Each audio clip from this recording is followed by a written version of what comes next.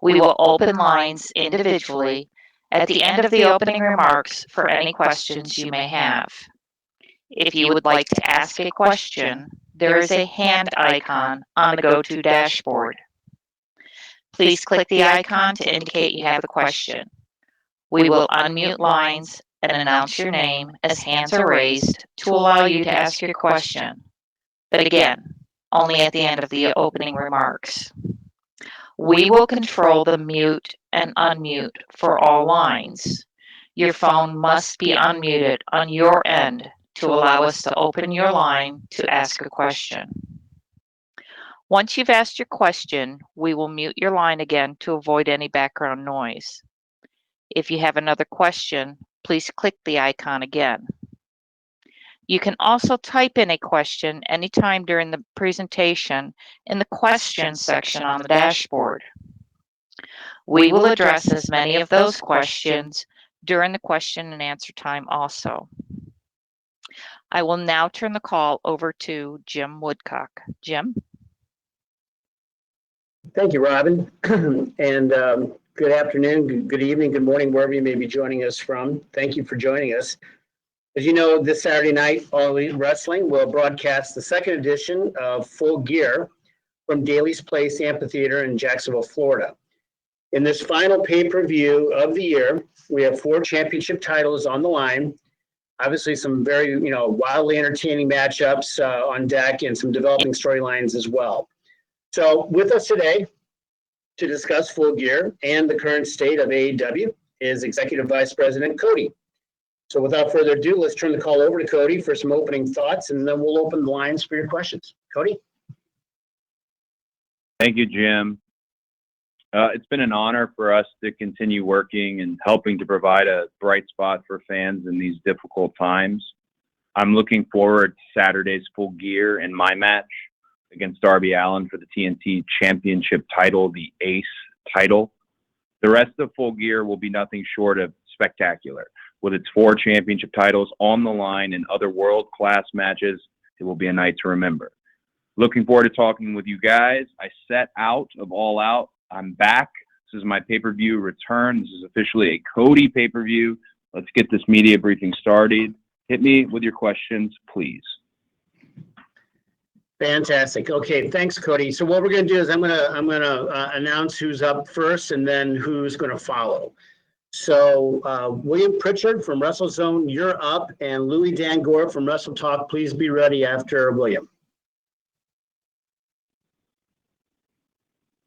William, you're up. William, you need to unmute your line. Hey, Cody, how are you doing? Good. William, how are you? Guess I'll just get right to it and ask about the Rhodes last name coming back. What led to it?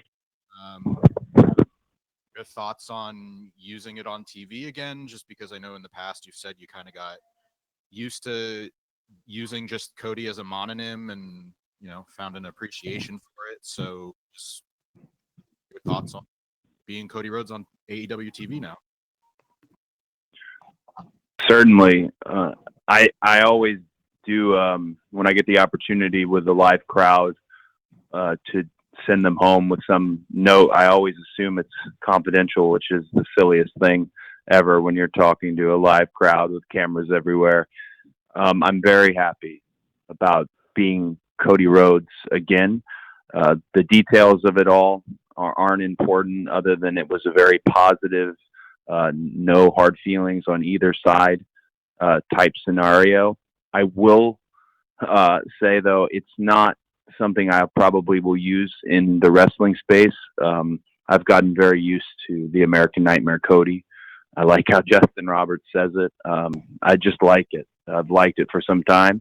Where I'm most excited about Cody Rhodes being available again is when it comes to third-party ventures and things like Go Big Show that I just took part in, the show I was part of that's coming to TBS, and other projects like that, only because in our wrestling bubble that we're all in, and we're all a family and a part of, all of us, everyone kind of knows the saga of Cody Rhodes. When you dip your toes into different waters in other worlds, they may not understand, and they don't need that pre-existing equity or baggage. So it'll be nice to finally tell them what they can credit on the screen and where the SAG credits can go, and things of that nature. It was a very special day. I'm happy it worked out, and I'm very thankful for everybody who was involved.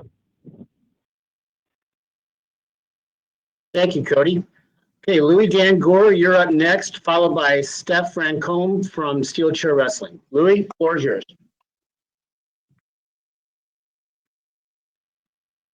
Louis, make sure you unmute yourself, please.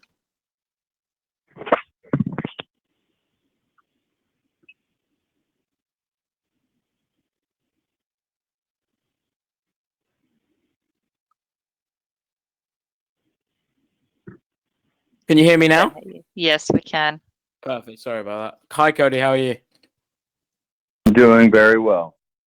Perfect. So a question I wanted to ask you, we've heard obviously on the buy-in, it's now going to be Allison, obviously formerly Sienna, Allison Kay versus Serena Deeb. So from what you obviously can tell us, how did that deal come to be? How is Allison Kay obviously in the position to be wrestling with you guys? And is this sort of a one-off, or are we going to be seeing her more and more on Dynamite and on Dark over the coming weeks and months? Sure. One thing that's really special about AEW is, and we say it, and it sounds like a shill, but it's not a shill. We're open for business. Our bridges are down and our doors are open. What came up with Allison and Serena, who I can't say enough nice things about either of them, but particularly Serena, what a strong presence she was on not last night's Dynamite, but the week prior. Just really talk about stepping up to the plate. And I've known Serena since I was 20 years old. She's a very, very special wrestler. But in terms of that match, having another women's match on the card, I think Tony Khan was the one who had the foresight to connect with Billy. He's always connecting with Billy when it comes to the NWA presence, which is a lingering thing, and it's a good lingering thing. They have a good relationship, and like I said, the doors are open and the bridges are down for different companies and people from different worlds to cross over, and that is what you're seeing with AEW Full Gear, having the NWA Women's Champion on the show and having someone like Allison, who has a great deal of buzz and who's captured the imagination of the audience, especially just recently, a great veteran, revered and respected in the wrestling world. I think it'll be a hell of a match.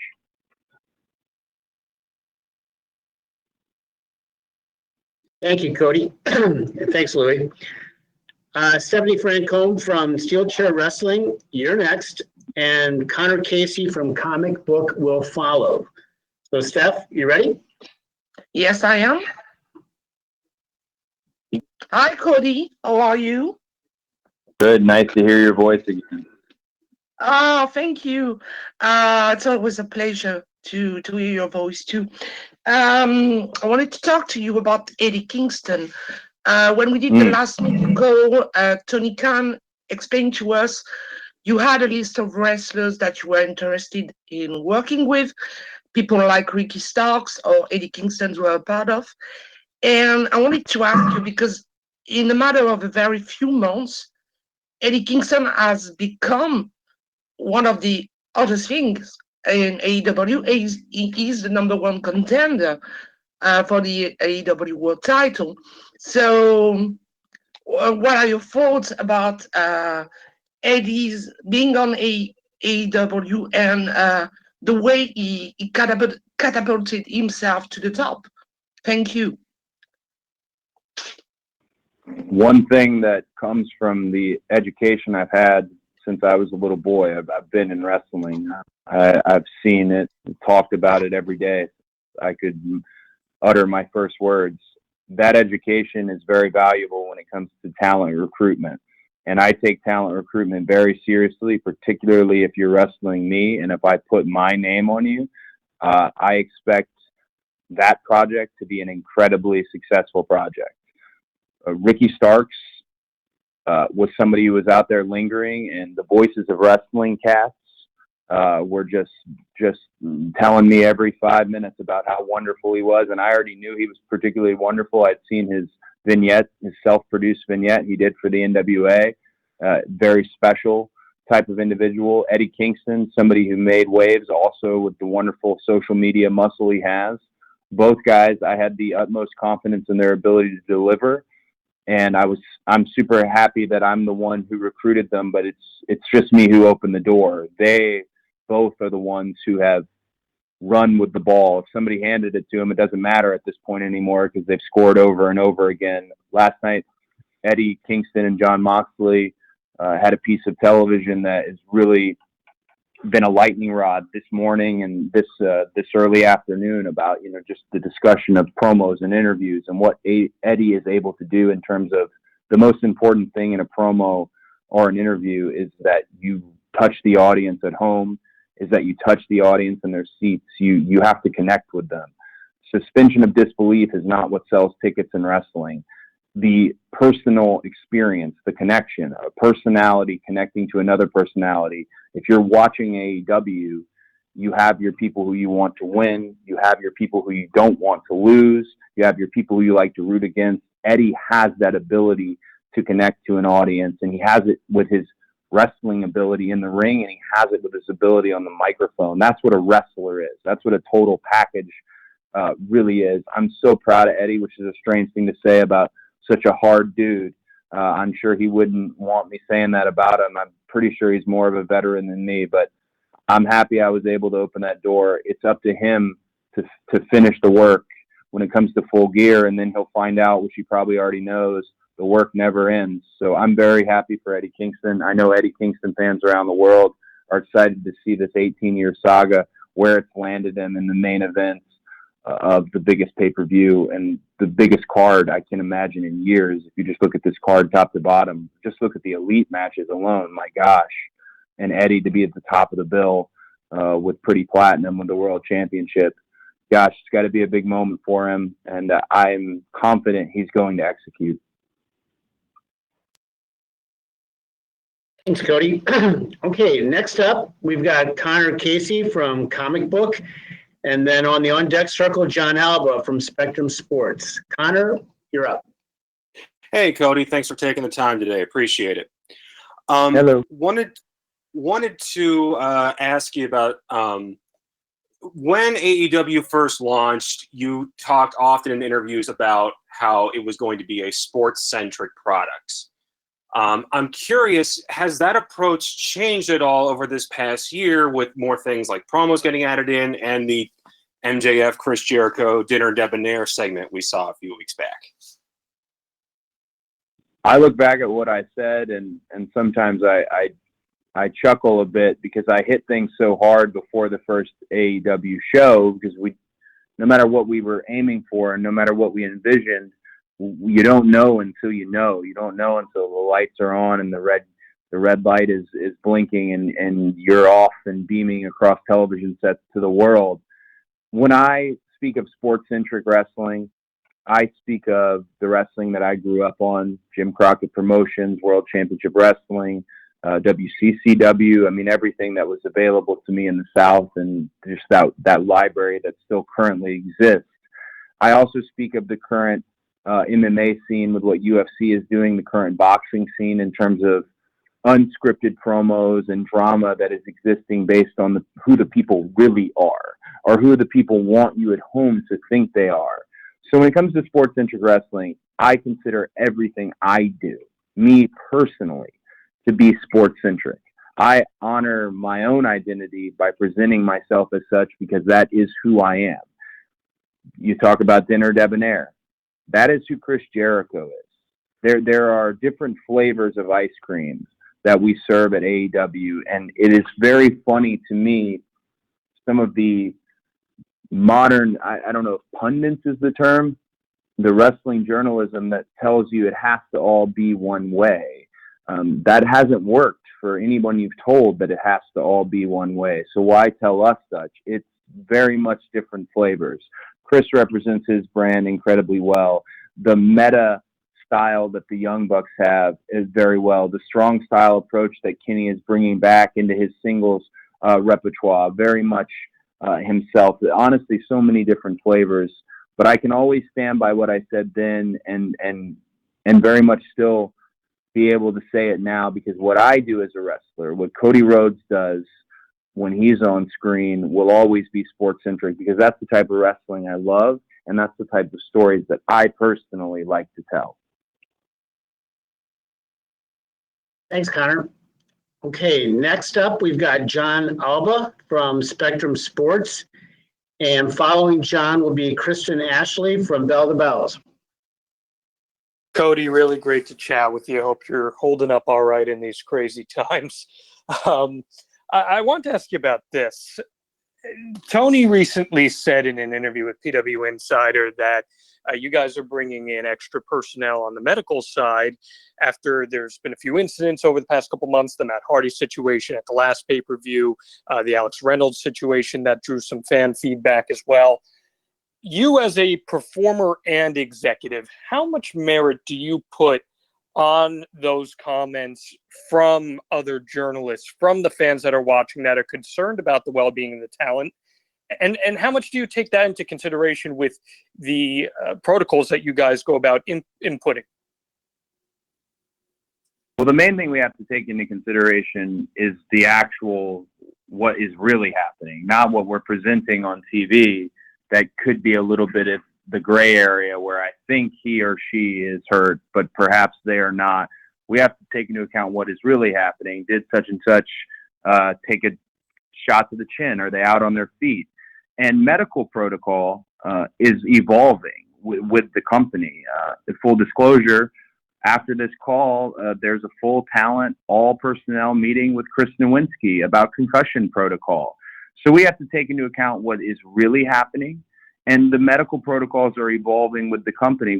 Talent safety, talent health and safety, your ability to do this and then go home to your wife or your husband and your children, and your ability to continue doing this is paramount. It absolutely so significant. So you have to be able to, I guess, plow through the background noise and the armchair quarterbacking of it all and take a look at what the situation really is.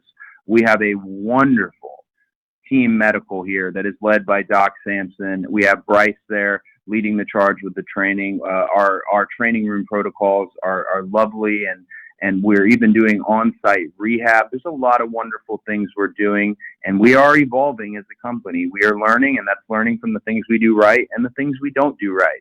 But again, talent safety, it's paramount. It's paramount to me personally, just as a performer, but also paramount in this role as an executive. Wrestling is violent, and I think some fans have forgot just how violent it can be, but it should never be so violent that you're injured. I even said in an interview not too long ago, you'll always be hurt, but you should never be injured, talking about wrestling. And I want to make sure that our boys and girls are always healthy and always happy, and that their families trust us when they give us their bodies like they do.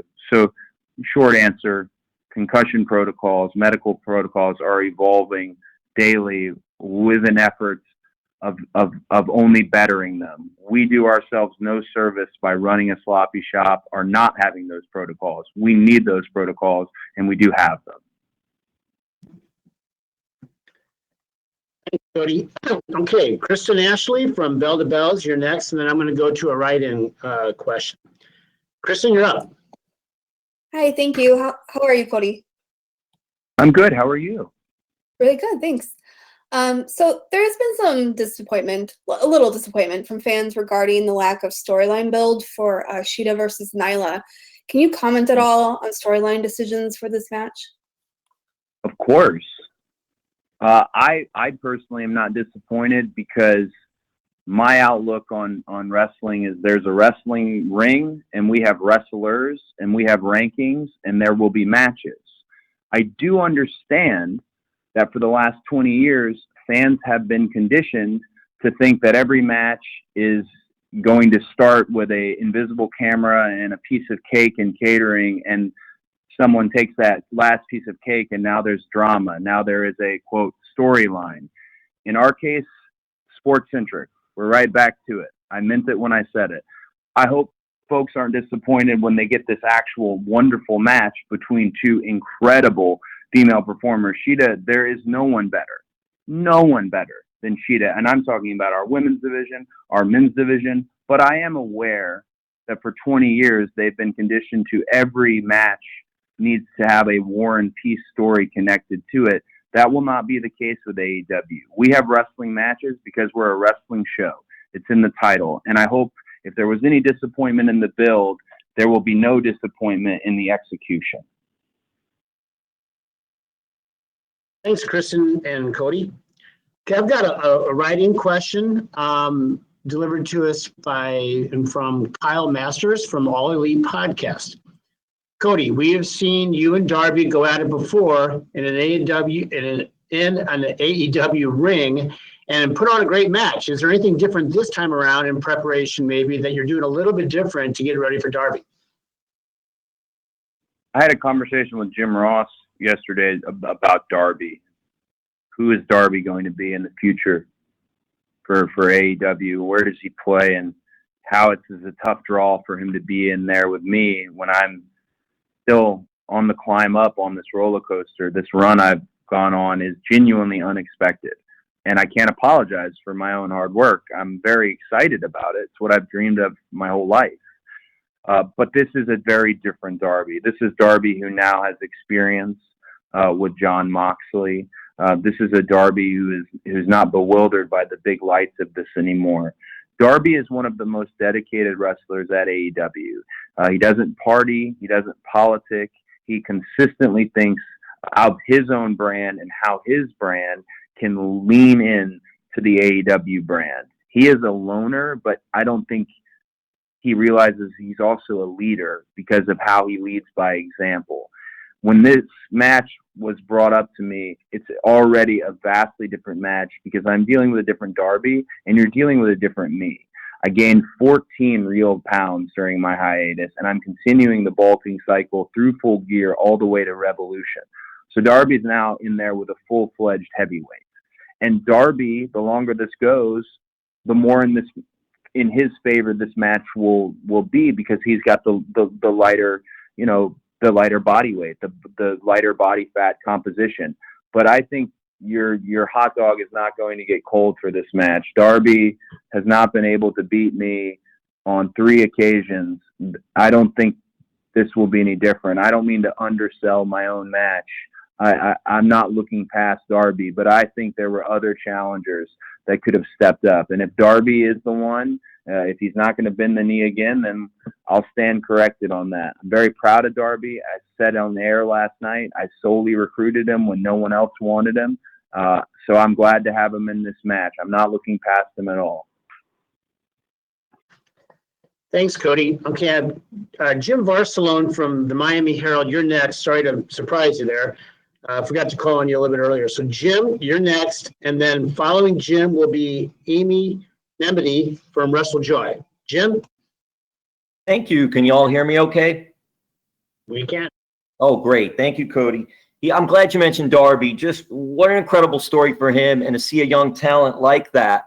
And that leads me to AEW Dark, which I really enjoy. You get an opportunity for good talent, maybe not as well known like Alex Chamberlain, Red Velvet, Kylan King, D3, and others to work with established talent. And I'm just curious, whose idea for AEW Dark and what is the goal of AEW Dark?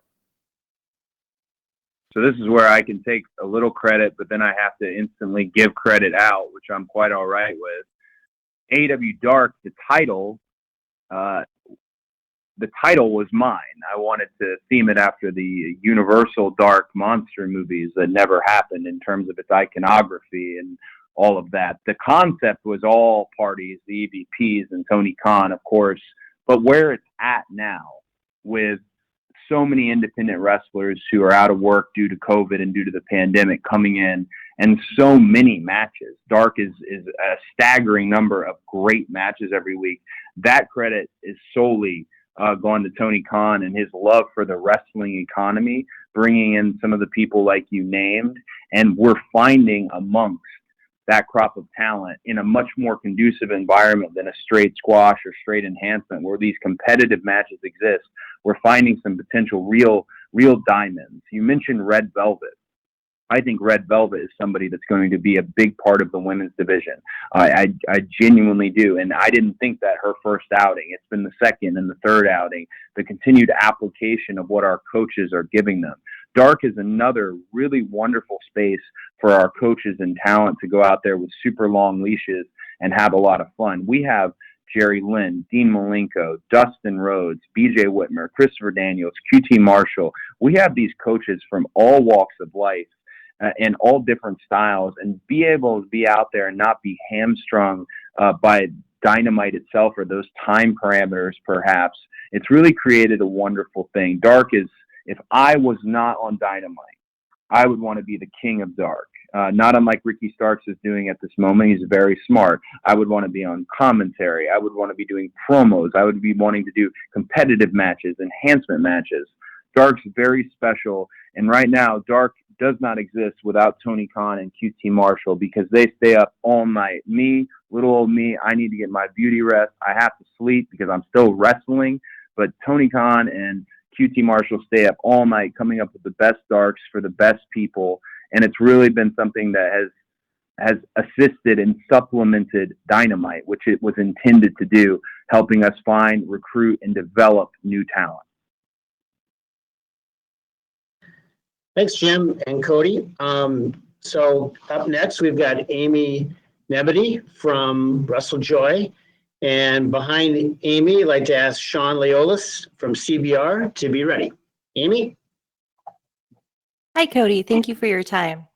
I have a question. In a very short time, you've gone from debuting a new title to making the TNT Championship one of the most highly sought after titles in the world.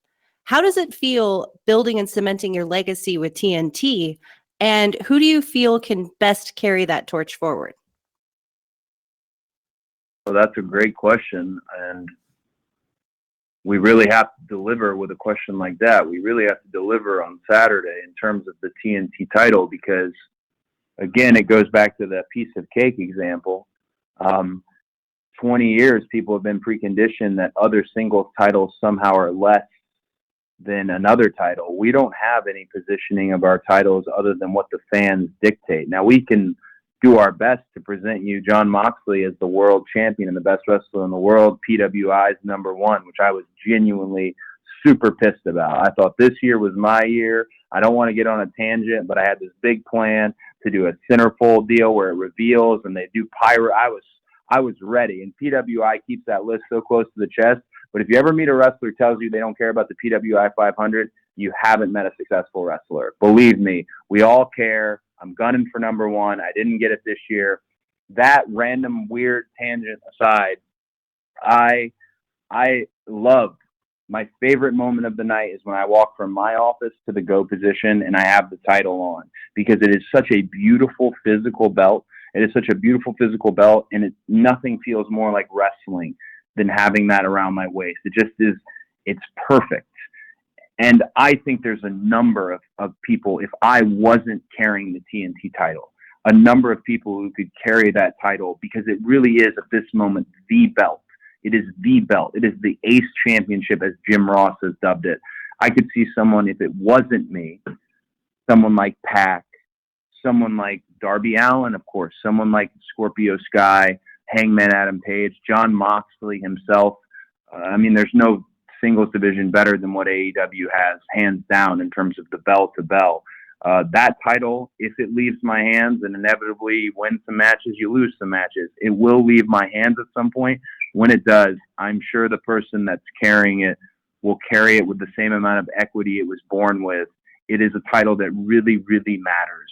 And all you need to do is just vanity search it, and you'll see the discussion. When there's discussion, that's a success. And it is the most widely discussed belt in all of sports, and I'm so proud to be the one carrying it. Thanks, Amy. Okay, Sean Leolis from CBR, you're up next, and you will be followed by Stephanie Chase from Digital Spy. Sean? Hey, Cody. Thanks for taking the time to talk to us. I've been watching wrestling for well over 30 years, and I've noticed one thing AEW is doing is bringing back a lot of what I love from the past, mainly with the managers, as well as the massive amount of factions you guys have in AEW. Could you talk a little bit about bringing back these tropes from the past that have kind of got phased out in the last decade of wrestling? Well, I think it's about bringing in people at a different phase in their career, perhaps. If you look at Vader in the early 90s, when they paired Harley Race with him, when Dusty put him and Harley together, it was a match made in heaven, made for great, entertaining matches with Sting, with Ric Flair. And when we look at how we present our legends and our luminaries, we present them as they are. We're not trying to tell you they're in their prime. We're telling you they're the experienced elder statesmen and stateswomen of our world. They're passing on the knowledge. Arn's a great example. Arn is not an on-screen manager. He is genuinely a coach, and he has been for me since 2007. Nobody was harder and meaner to me when I first started and debuted as a television wrestler than Arn Anderson. And that was what I needed. Some people respond to positive reinforcement. Some respond to negative. I needed that. I'm stepping into such a role in terms of being the son of the American dream. My gosh, that's an impossible hill to climb. Arn knew that and knew what I would need to do it. And look at how long it has taken. That's why it's so important that he's with me. And that's why it's so real. There ain't nothing fake about Arn Anderson as the coach. You can make fun of that play card. Maybe that's a little silly, but if you look at the actual card, there's real moves on there. In terms of the factions, not to get too far away from your question, factions, stables, groups, I look at what I'm doing with the Nightmare Family more as a team. It's to spread the real estate out. It's more of a like-minded team of people who like to do the work, a little bit of the goody two-shoes types, you know, all American good guy types. And I like to have a young upstart, someone like Lee Johnson, who now will have Arn Anderson at his, you know, side to get that knowledge. I like that for what you see on screen and behind the scenes. Then you have the inner circle, a very traditional stable in terms of just how powerful and how much talent sits in one group and how much utility sits in one group. Look at what Jake Hager just did, undefeated, in terms of showing up to TV with both his eyes swollen shut, but still undefeated as an MMA fighter. And I like a lot what New Japan has done with its factions. If you're in a locker room in New Japan, chances are you're in some sort of faction, but it's more of a team. It's more of a camaraderie and a brotherhood. And I think, to perhaps answer your question best, the reason why it feels so traditional and feels so old school and likens back to those older days of wrestling is because it's very real. It's very real. I'll never look at anyone and tell them wrestling is fake. Never. It's because I know just how real what I do is. And when you put real on TV, it translates. It becomes real good entertainment. And those factions are genuine brotherhoods and camaraderies and sisterhoods. And that's what makes the difference, really living and dying on each other's success. I'm very picky with who I put in my own group because I want them to represent themselves and me in the best possible way. But I'm glad to hear you're enjoying how we are presenting things at the moment. And one thing that's very special to me, having had a wrestler as a father, I didn't always like how he was treated when he was older and he was brought in as a novelty. It would actually make me sick sometimes. That's why when we bring in our legends, we bring them in as legends. We expect nothing of them other than to be legendary and to respect them as such. And Tony Khan, being a student of this game who literally can pull out any fact, any match, just an absolute lover of this industry, really is good at leading by example and showing how we should showcase these luminaries. Thanks, Sean. Thanks, Cody. Up next, I've got Stephanie Chase. Then I'm going to have a write-in question for you, Cody. And then after my write-in, Mike Johnson from Pro Wrestler Insider. So, Mike, you're probably 5 minutes away or so. I just wanted you to be ready. So, Stephanie? Hi, Cody. Hello. Hey, great to get to talk to you. I'm from the UK, and we clearly love AW here from the stats that you shared a few weeks ago about Dynamite's success. So given this success, have you had any talks with ITV about further increasing your presence over here? And I know you had a UK show planned for this year, and last night it seemed Jericho was really bigging up the UK in commentary. So even though things are so uncertain, have you made any plans for either coming here in 2021 or looking at ways to increase AEW's overall presence here next year? Well, the goal of AEW from an executive standpoint, from where I sit, is always to expand. That's to capture international audience, casual fans, lapsed fans, and just recently, the data she's referring to, wonderful person here, and I'll shout him out. Chris Harrington put together an intense spreadsheet, and he color coded it for the ones of us who didn't go to college, i.e., me. An intense spreadsheet on how well we were doing and how pointed the data was in terms of families and homes, in terms of 18 to 49, the actual youth of the United Kingdom, and how plugged in they were. That type of success hopefully will beget more success and more penetration / presence when it comes to our great TV partner that is ITV. So those discussions, to be frank, have happened. And the discussion of us doing a show in the UK, that's a no-brainer. I know I'm not supposed to break any news, and ultimately Tony Khan is steering this ship, but I can tell you flat out, we will, when the gates open, when the world is open again, we will absolutely be in the UK. And I don't think for just one show. There's too many markets, and you haven't wrestled. You're not a wrestler, in my opinion, until you've wrestled in front of a UK crowd. There's nothing like it. They go a different way, and they go a very special way. So I'm really proud of that data. I'm proud to be partners with ITV. It was wonderful to see Pac back on the show last night, to have Anthony Go in terms of his commentary, learning from Taz and Excalibur at the desk. So our UK presence, hopefully we'll have a great 2021. We're definitely geared and heading that way, and I can't wait to see what else we do on ITV. Thanks, Stephanie. Okay, I've got a write-in question here, Cody, from you, from Andrea Hangst from Sportskeeda.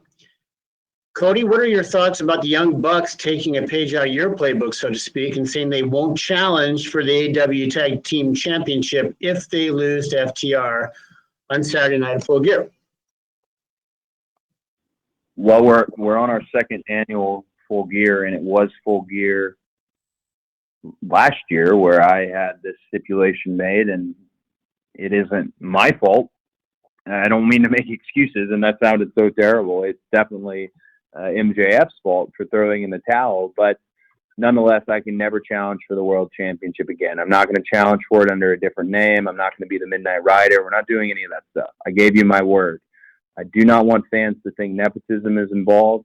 I do not want fans to try and put an asterisk on my career because I'm in any sort of management. I gave you my word as fans. I gave you my word as people who cover the industry. I will never challenge for the World Championship. With that said, that was specific circumstances to me because I had grown up and I had seen how the wrestling smarties, and that's not the best way to put it, I had seen how they came after my dad. And it wasn't until the last few years of his life, and certainly in death, people realized Dusty was the most over guy on the show. That's why he was wrestling Ric Flair, other than Rick at times. That's what it was. They sold tickets. And that personal experience and that genuine angst, that apology for something that never truly happened, as a son, carrying that forward is difficult. And it's really hard to wrap your head around, but that's where the stipulation came from. I wanted to do my best to avoid that in my life. I wanted to do my best, whether it was true or not. So with that in mind, I don't fully understand the Bucks wanting to do that in terms of, I wouldn't have recommended it. Matt and Nick Jackson are one of the best tag teams in the world, if not the best tag team in the world. And Nick Jackson's an outstanding singles wrestler in his own, which more and more people have discovered. And no doubt Matt is as well. I think doing this is a bad idea. And I told them that in the conversation we had. I think doing this is a bad idea. Look at me. I can never challenge for the World Championship again. On this call alone, I've talked about the fact that where the belts mean and what the belts mean. But just optics standpoint, people think the World Championship is the biggest championship in the world. It's called the World Championship. So why wouldn't you want to be the world champion. And I just think it was a bad idea on Mad Nick's part. Maybe they did not learn from my experience, but that's wrestling for you. That's a wrestler. We're bullheaded and we are how we are. I wish them the absolute best of luck. I always will have a bond to a group that's really no more in terms of the elite. It'll always be a bond between us. We jumped off into this journey together, so I always want them to succeed. I know how important their families are, and I know how much their families would want them to succeed.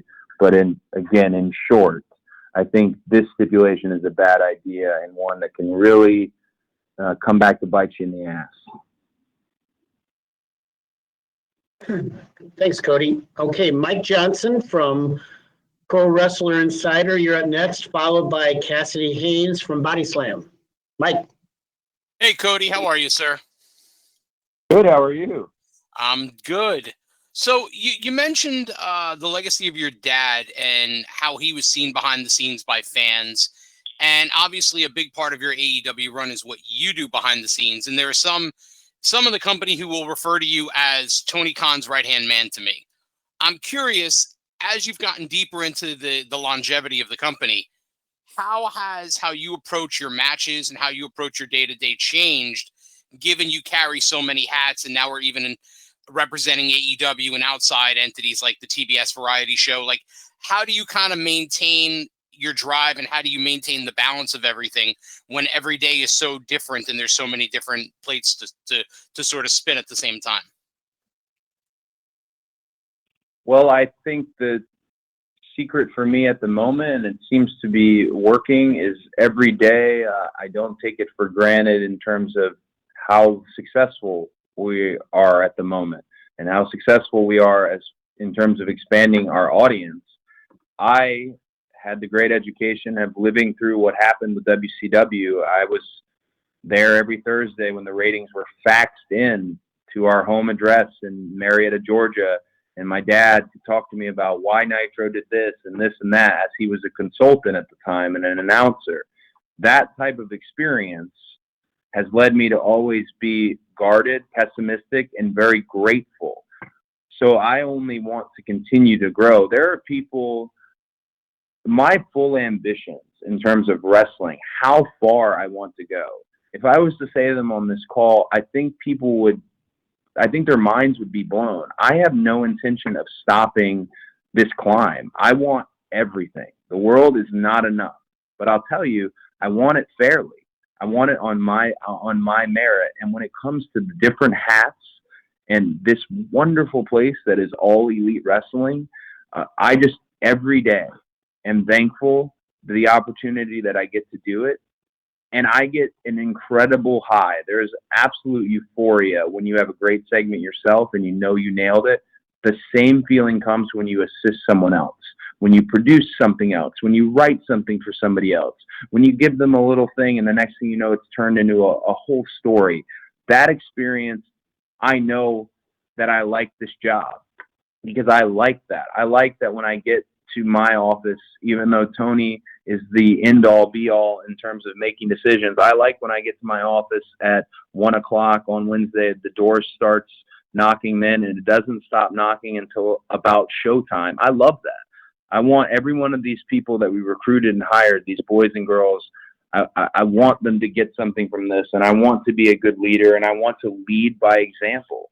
So for me, it's really a matter of staying grateful and being aware that more than anything, I got a little long-winded here, but being aware this could end at any minute. It's happened before, but I want us to be around for years and years to come. The data reflects that we will be, but we can't take that for granted. We have to build new stars, and it is my job to build new stars. And take a look at year one. Ricky Starks, MJF, Britt Baker, Sammy Guevara. We have a top, we have a middle, and we have a bottom. No other wrestling company can truly say that. Most have a top, then there's 50 miles down, then there's a bottom. We're able to move guys up from the middle, to move girls down from the middle, to move them up. That is a good sign for what we've done in year one. Now I look at year two and look at who's going to be the next. Is it going to be Anna Jay? Is it going to be Red Velvet? Who's going to be the next? Is Will Hobbs going to be the next single star? staying humble and staying grateful, I think, will always put us in the position where we're trying to continue to expand and grow. Thanks, Mike.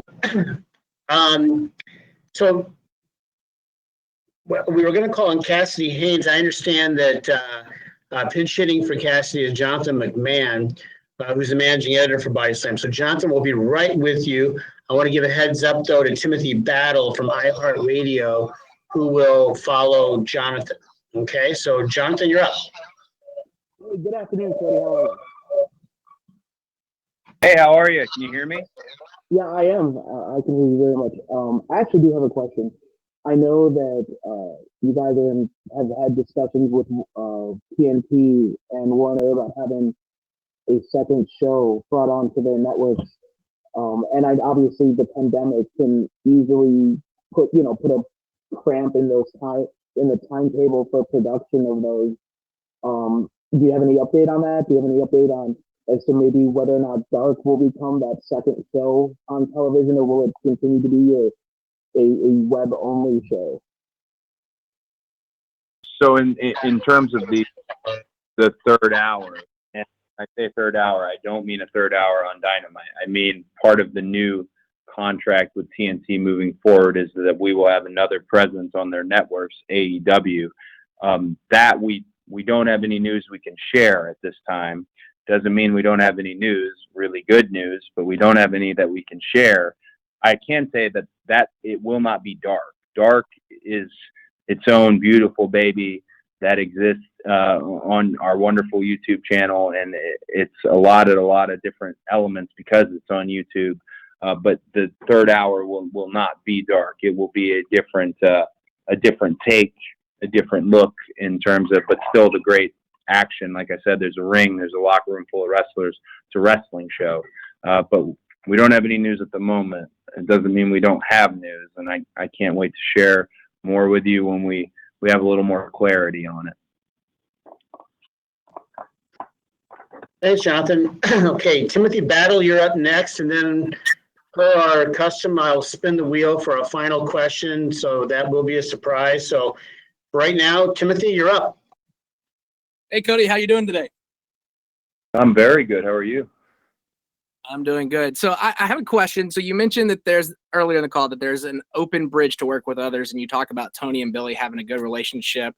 Is there any chance to get like a super show of some sort, like maybe like a champion versus champion or multiple promotions? And more importantly, a lot of people kind of want to know, could we ever get Cody, Nick Aldis 3? Wow. I feel like I'm going to ruin your wonderful exuberance with your question. The doors are open. The bridges are down. One thing I'm pretty sure we will never do, and I'm saying pretty sure, I don't think we'll ever do a cross-promoted show where we're running two different banners. We're very proud of our own identity. Doesn't mean we won't cross over, or it doesn't mean others won't cross over.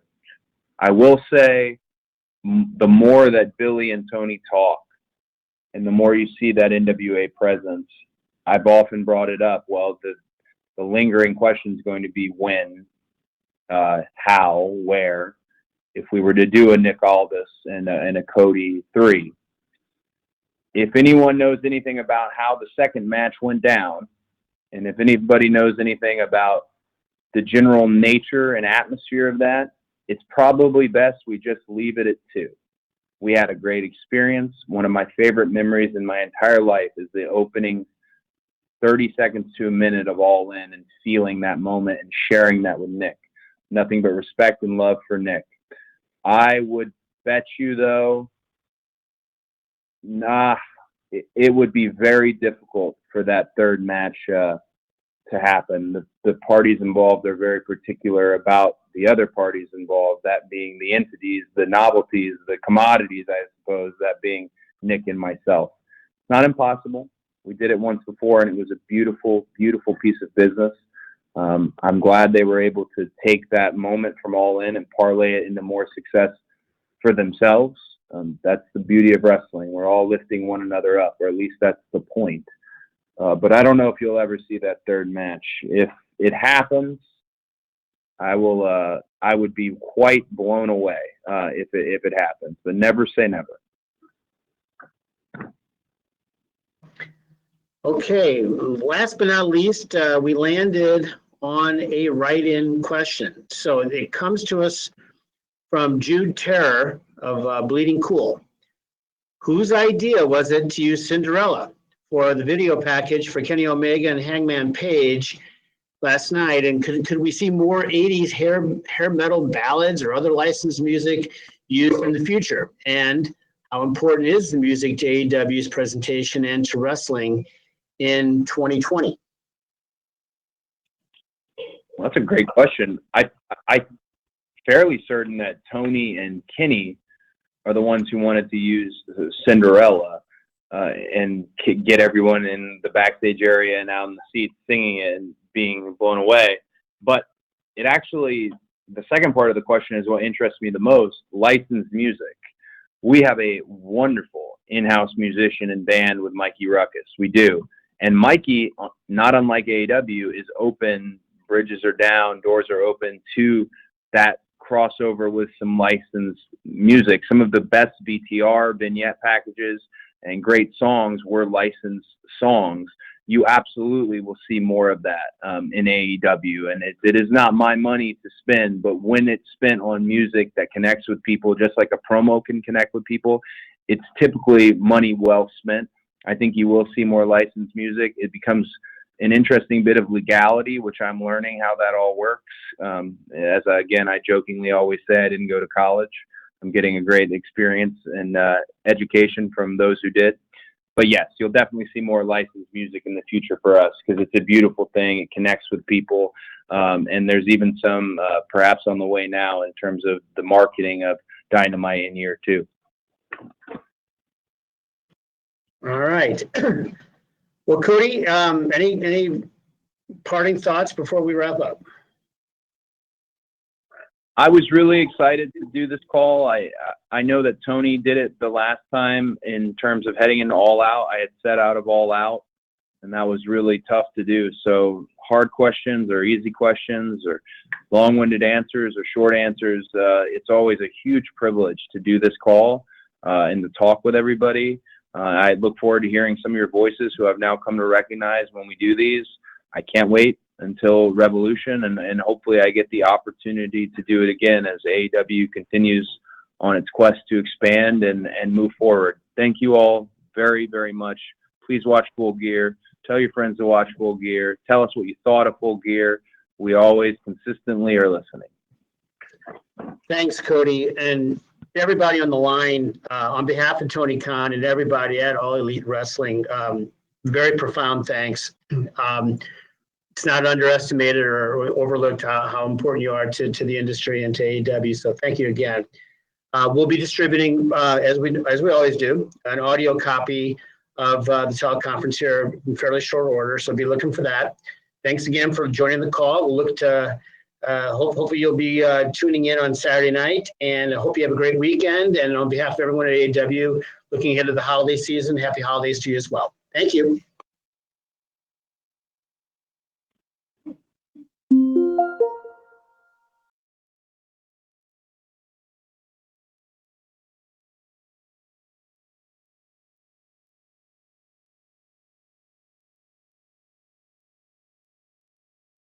Well, there you have the media call. Didn't get my question in, but a lot of people did not get their question in. There was a lot of people waiting. There was a lot of big names who didn't get their questions asked on that media call. So, I don't even think there were several people that I know that were that had questions that didn't get in there. So it's one of those things, man. You got to get in quick and you got to get lucky. My question would have been about the AEW ranking systems and stats. I also had a question about whether or not the TNT title would ever main event a pay-per-view. I had other questions too, but most of them either got answered or somebody said something close to the question, and then Cody went on to basically kind of go off onto his own thing, and it answered my question. So I was like, okay, well, so I just kept crossing out questions that I had until I got down to what I was left with, which was about the ranking stats and the TNT title maybe being defended on a pay-per-view. Of course, there was questions about Sting. There was a bunch of things I could have said. But anyway, that's what you get. What did you think? I thought there were several things that were answered that I was curious about, so I'm glad they were answered. I like how they brought up, Cody brought up about managers, because it doesn't feel like we have hokey managers anymore. It doesn't feel like we have these hokey managers that come out. It feels like Arn Anderson is a real trainer. He's somebody who's really instructing Cody because it just feels real. And he actually brought that up, and that was a question I had was like how valuable the managers are in AEW. Also, about the diversity of the match types in AEW.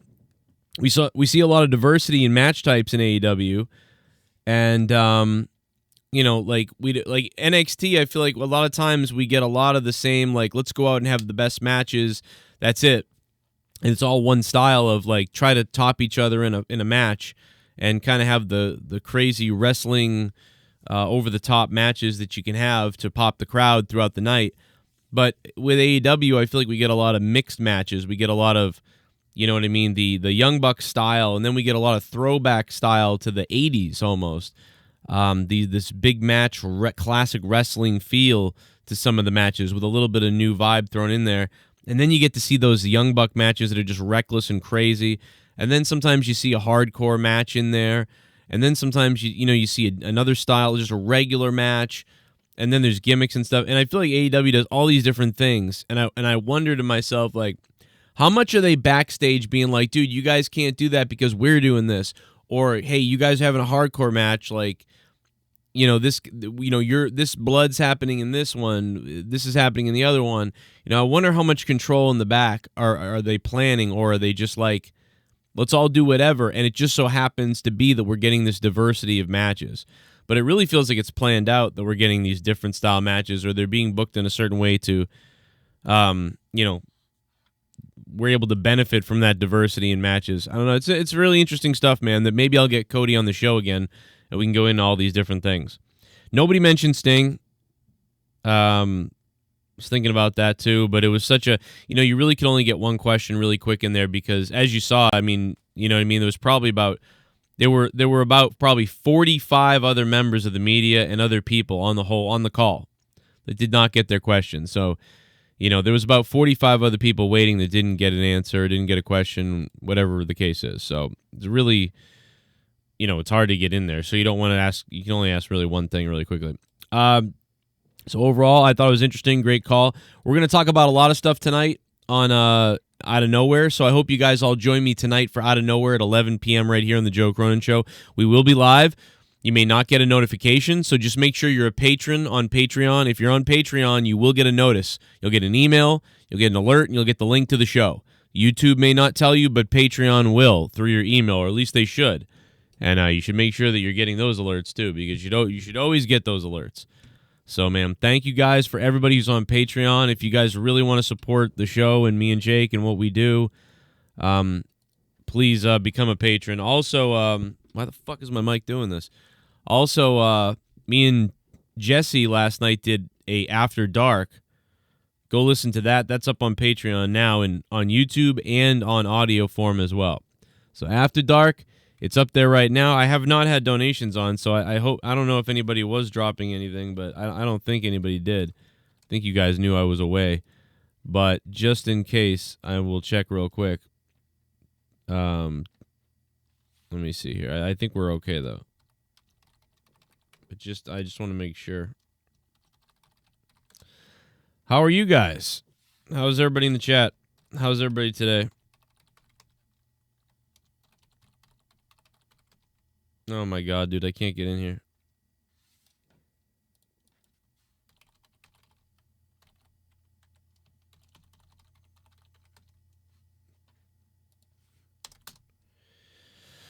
All right, let's see if I get in there now. I just got sent a security thing.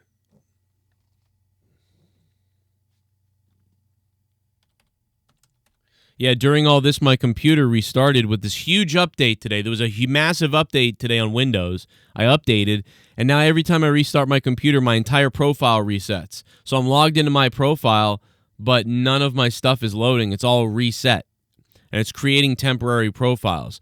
and I know how to fix it, but it's a complicated mess, and I'm still in the temporary, and it's such a nightmare right now. No, we're good. We didn't get anything. I wish you did, Longest Journey. I wish you did. We didn't get any donations. Okay, good. Well, it's actually a good thing. I didn't want anybody to be like, fuck, you didn't play my thing. But yeah, obviously I couldn't take them while I was doing the media deal. All right, guys, we're out of here. Tonight, save them for tonight, Out of Nowhere with Jake. I'll see you tonight. Thanks for being here, guys. Yo, Sneaker Addict, what's up, man? Shout out to everybody. Hit me up on Twitter at JCS Commentary. Check out the Patreon, patreon.com/Joe Cronin Show. Full Gear Saturday. And Out of Nowhere tonight at 11 Eastern Time.